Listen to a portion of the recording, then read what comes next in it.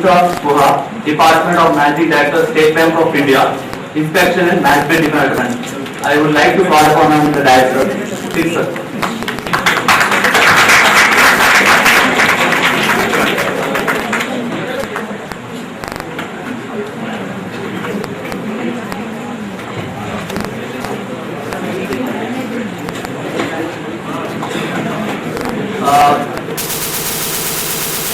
India, Inspection and Management Department. Date of 10/11/1948. Date of joining as probationary officer 12/6/1972. Educational qualification MSc. He started his life with as a probationary officer from State Bank of Saurashtra. After that, he worked for Assistant General Manager, Rajkot Zone, State Bank of Saurashtra for 1993 to 1995. Then he worked for Department of General Manager, Udaipur Zone, General for 1999. As a General Manager, Operations State Bank of Mysore, May 1997 to October 1999. Chief General Manager, State Bank of Saurashtra, November 1999, October 2000. Chief General Manager, State Bank of Patiala, November 2000 to May 2002. Managing Director, State Bank of Travancore, May 2002 to May 2004. Managing Director, State Bank of Hyderabad, May 2004 to 2008. The foreign assignments held by him are Manager Personnel, State Bank of India, New York for 4 years from 1988 to 1992.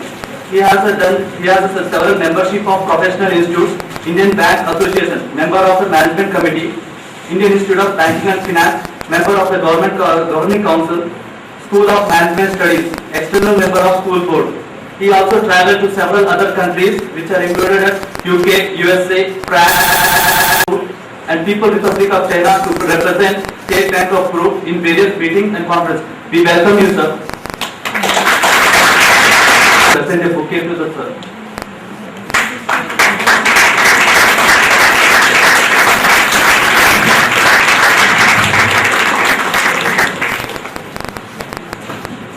Now I would like Dr. R.K. Mishra, Senior Professor and Director, to come on side.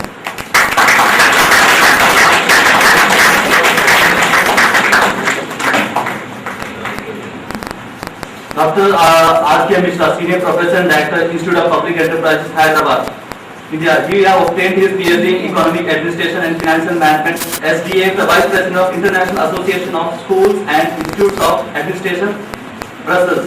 He has been a management consultant to several organizations, include PwC, DFIT, Adam Smith Institute, WB, ADP, and Center for Good Governance. He was on actions research at Northwest Province of South Africa at the invitation of DFID. He was associated with the UNDP project on macroeconomics of poverty reduction. He is on the steering committee of Network of Asia Pacific Schools and Institute of Public Administration and Governance supported by Asian Development Bank. His current interests include public-private partnership, standards of excellence in public administration, education, e-governance, privatization, and restructuring poverty management and corporate governance. Now I would like to call Ms. Girvani to present a bouquet to the sir.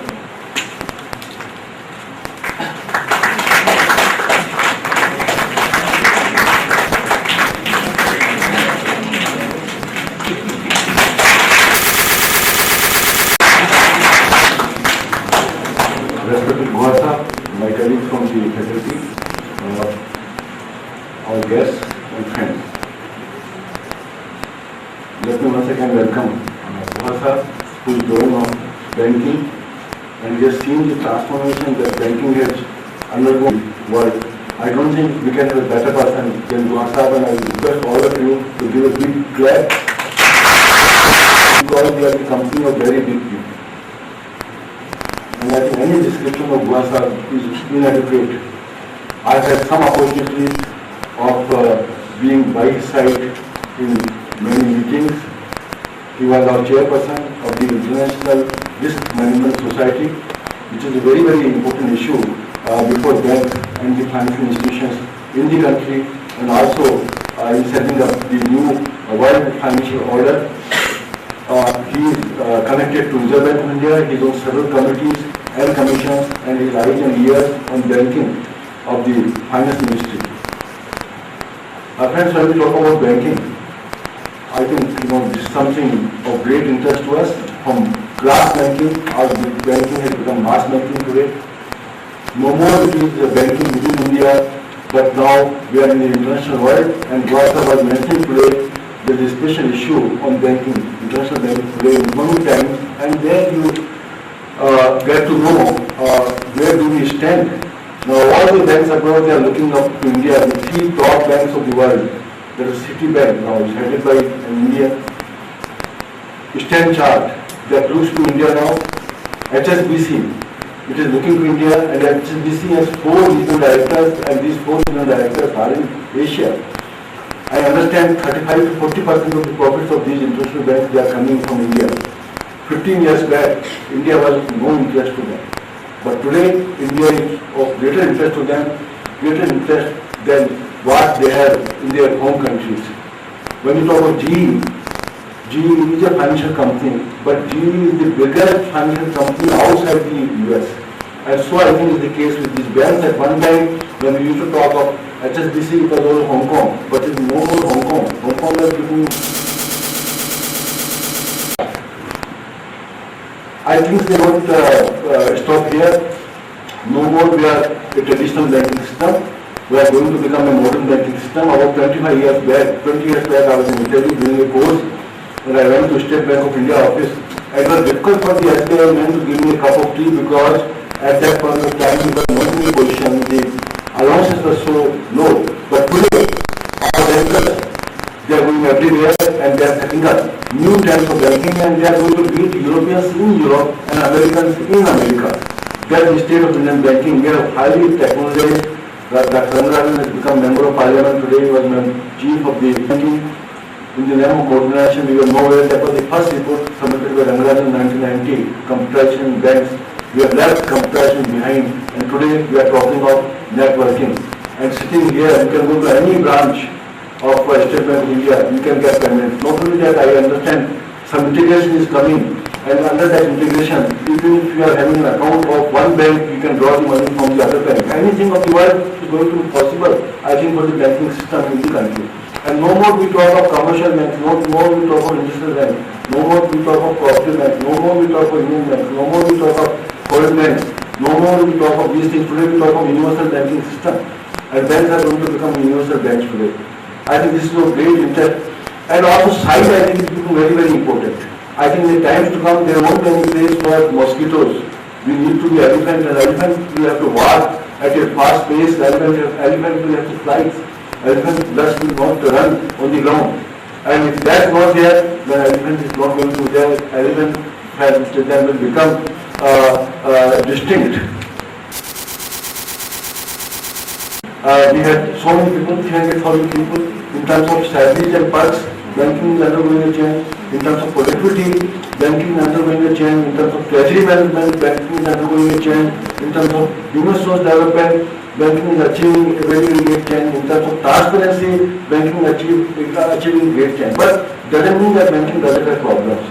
We have lots of problems, and Guha will speak on that. And when you go to technical side, Basel II, I think is a very big problem.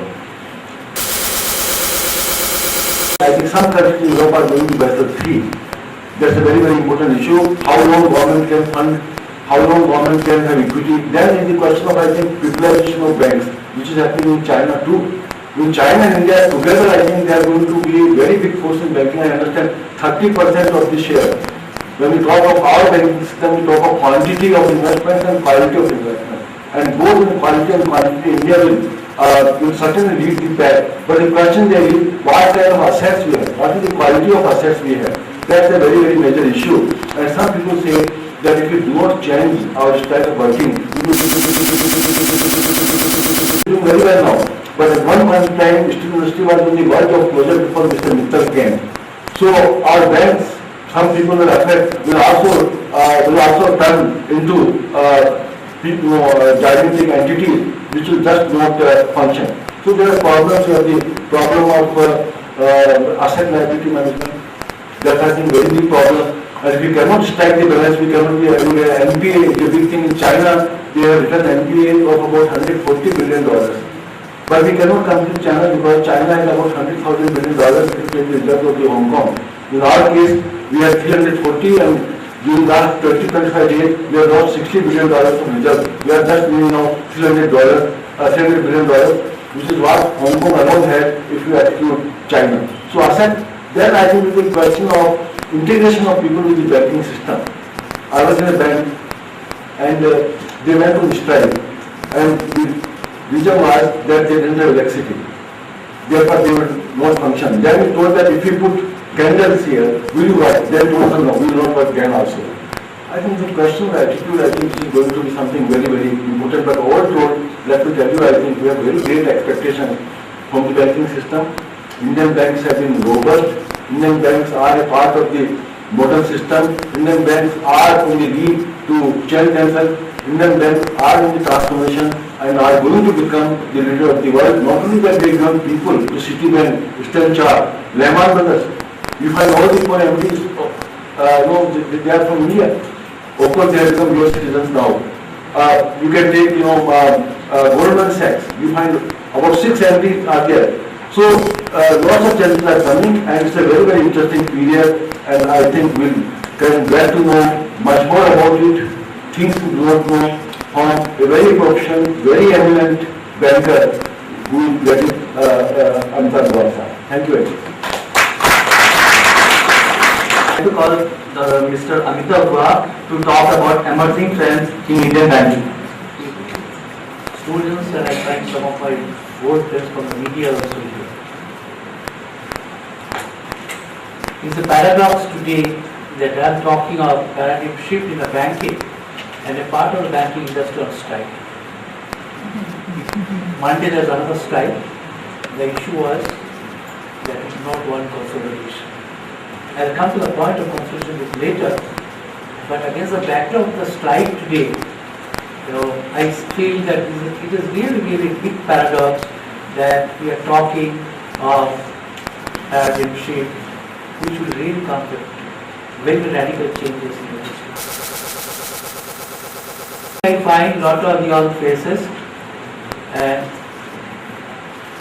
Mr. Ji is always been very generous whenever I come here. I must say it's not biased towards me, but even biased to all guest speakers. Mr. Ji is very generous in praising the guest speakers over here.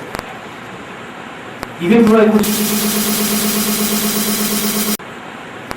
could speak a single word, all of you give it clap, making my task much more challenging. So I like to see that you are sincere. Now, Mr. also talked about there are days that bankers have gone up, so has the inflation. So it doesn't make much of difference. 2 years back, I was sitting with a friend of mine, again a banker, again a state banker. In the Rameh region, Delhi, we were having a cup of coffee. That's why I say that we can justify, we can afford a coffee now instead of tea, instead of drinking. A couple of young boys sitting next to us, and they're laughing about the salary paid to State Bank of India chairman. State Bank of India chairman gets a consolidated salary of 55,000. It's ridiculously low against ICICI Bank CEO CMD is getting 3 crores of rupees per year. It's a different story that he's one of the major principal players in the policy making in the economy.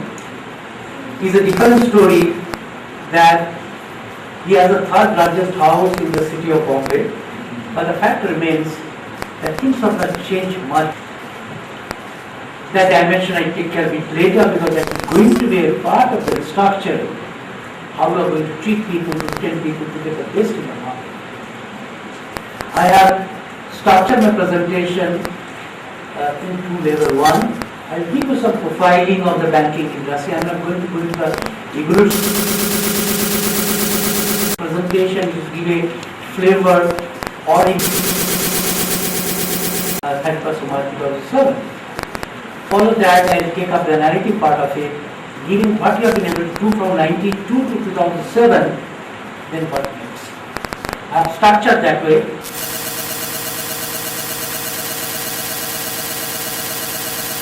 You have some question, so I'd like to answer these questions. Now, let me connect the first slide.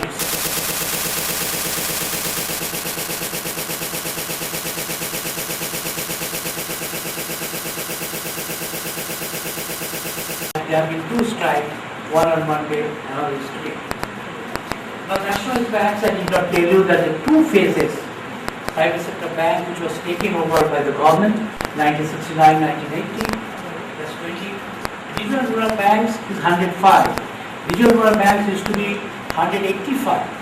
They have been consolidated within the state and the number has come down very dramatically, and that have been done 5 years back. Then old generation bank and new generation bank. Old generation bank, we talk of Karubhaisha Bank, Federal Bank. These are the banks we worked earlier. The new generation bank, which came in 91-92, with the first stage of reform, financial reform was put place, and banking reformation of the banking structure was put place, and ICICI, Axis Bank, HDFC Bank, these are the banks generated by the generation. Other commercial bank, state bank, cooperative bank, and the foreign banks. Foreign banks are 29. Before I go to the next slide, let me give a now let's look at the business profile, market share. Now you will see the major share SBI with 7 associates now, and National Bank 20. They almost have 72% of the market share. The private sector banks, new and old generation,